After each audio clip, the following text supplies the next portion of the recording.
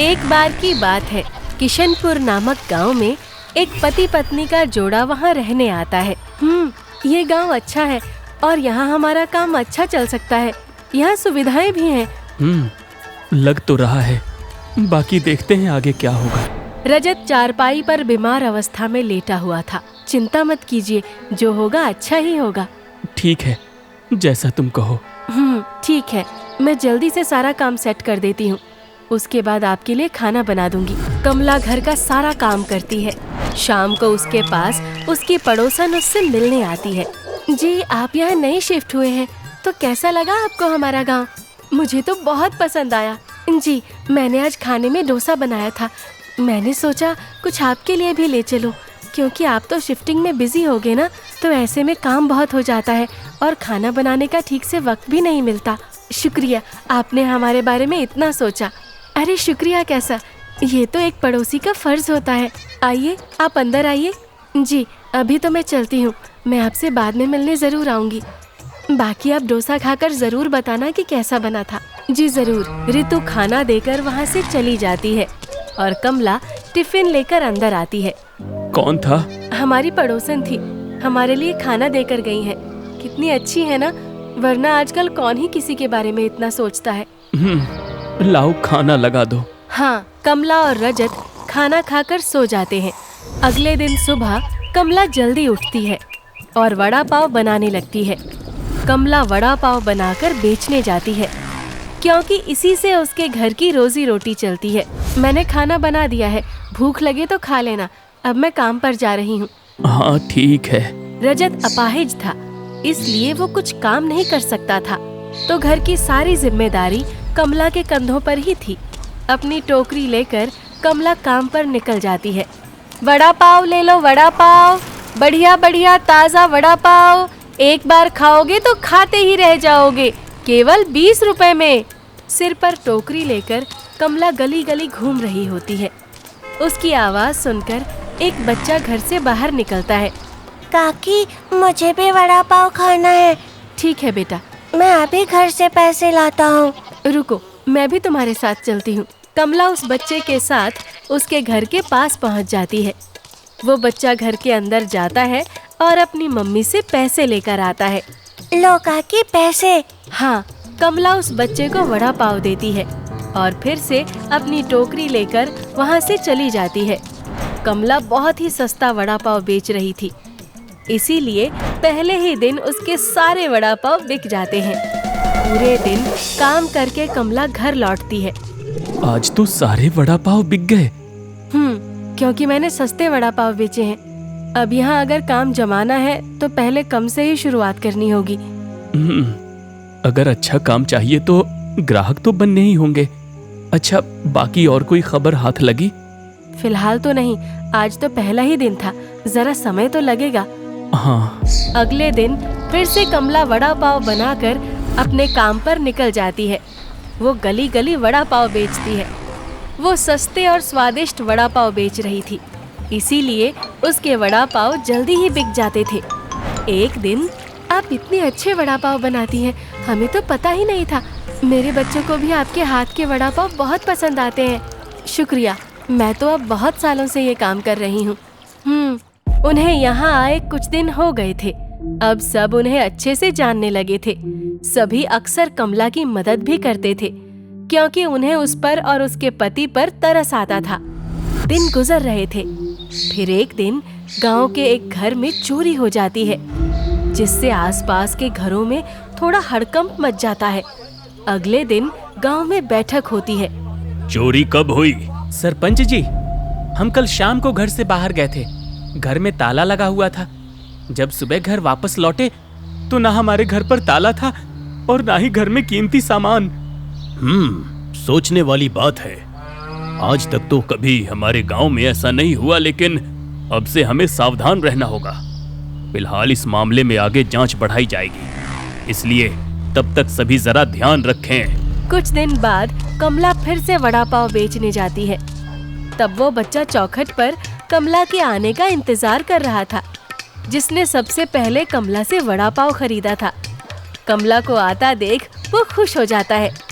काकी, काकी, आप आ गई। हाँ बेटा, मैं आ गई। कमला उस बच्चे को वड़ा पाव देती है और उस बच्चे की माँ को वहाँ ना पाकर उससे पूछती है, बेटा क्या तुम्हारी माँ घर पर नहीं है? नहीं काकी, अभी मम्मी किसी काम से बाहर गई है। ये अच्छा मौका है। कमला सही मौका देखकर तबीयत खराब होने का नाटक करती है। बेटा मेरे सिर में दर्द हो रहा है, बहुत गर्मी है ना, इसलिए शायद। तुम मेरे लिए जरा ठंडा पानी लेकर आओगे? ठीक है काकी, मैं अभी लेकर आता हूँ। जैसे ही वो बच्चा रसोई में पानी लेने जाता है, कमला बिना कुछ समय गवाए घर के अंदर के सामने के कमरे में चली जाती है, जहाँ पर कुछ कीमती सामान रखा हुआ था। इस गांव के आदमी कितने मूर्ख हैं, यहाँ मेरा काम अच्छा चलेगा। कमला अपनी तेज रफ्तार से सारा सामान चोरी करके वापस बाहर आ जाती है।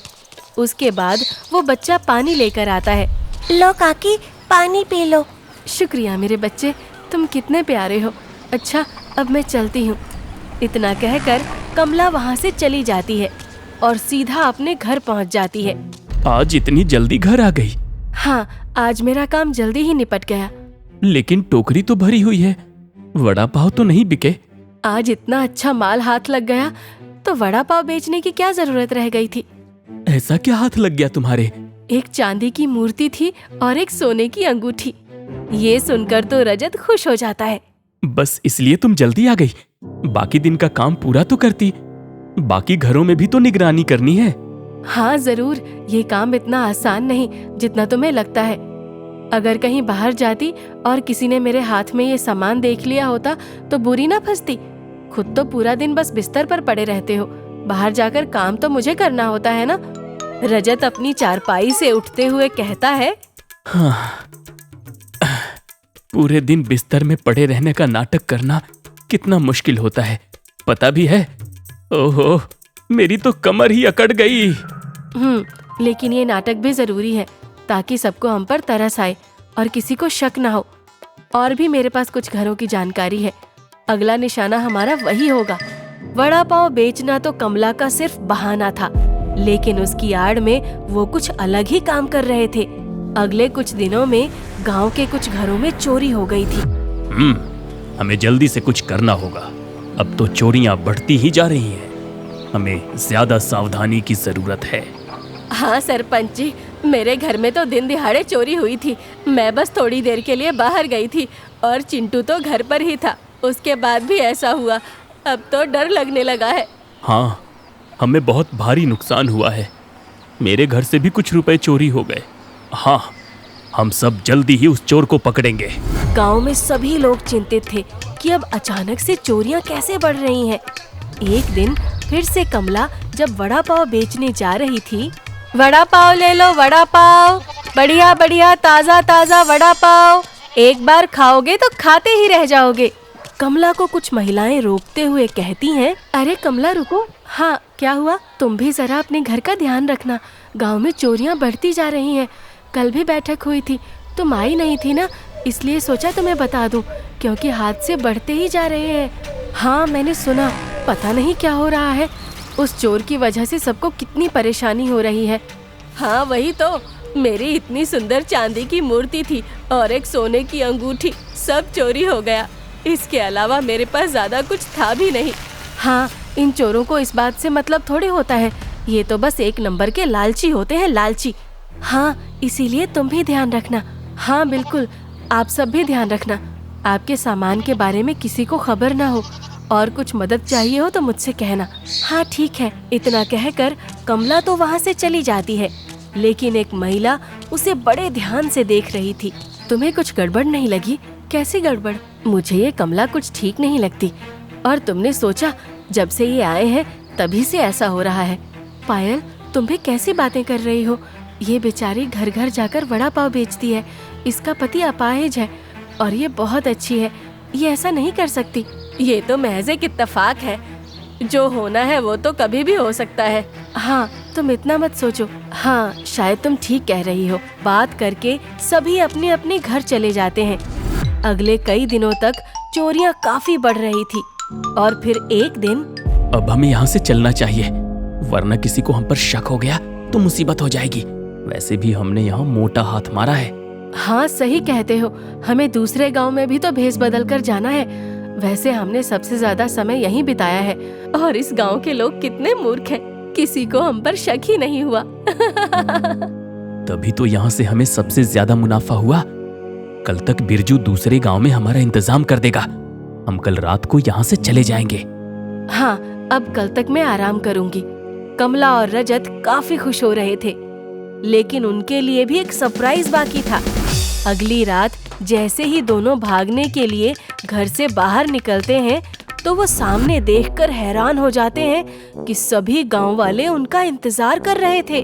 तो ये सब सच है, तुम बस एक बहरूपिये थे। मुझे तो पहले से ही कुछ गड़बड़ लग रही थी, मेरा शक सही था। पकड़ लो उन्हें। उन्हें कुछ गांव वाले पकड़ लेते हैं। लेकिन ऐसा कैसे हो सकता है? तुम्हें हमारे बारे में कैसे पता चला? आज तक हमें कोई नहीं पकड़ सका। झूठ एक न एक दिन सबके सामने आ ही जाता है। तुम, हाँ मैं, तुमने हमारे गांव में भी यही सब किया। और शुक्र है कि मैं इस गांव में काम से आया तो मुझे यहाँ का हाल पता चला कि यहाँ भी बिल्कुल वैसा ही हो रहा है जैसा हमारे गांव में हो रहा था। तो मैंने सरपंच जी को सब कुछ बताया है। हाँ, और जब हमें पता चला कि तुम इसके पीछे हो तो हम यहाँ रंगे हाथ तुम्हें पकड़ने आ गए। अब तुम्हें तुम्हारे किए की सजा मिलेगी। झूठ एक न एक दिन सबके सामने आ ही जाता है। और अच्छा हुआ तुम पकड़े गए, नहीं तो तुम्हारे लालच की वजह से और न जाने कितने लोगों का नुकसान होता। अब तुम आराम से जेल की हवा काटो।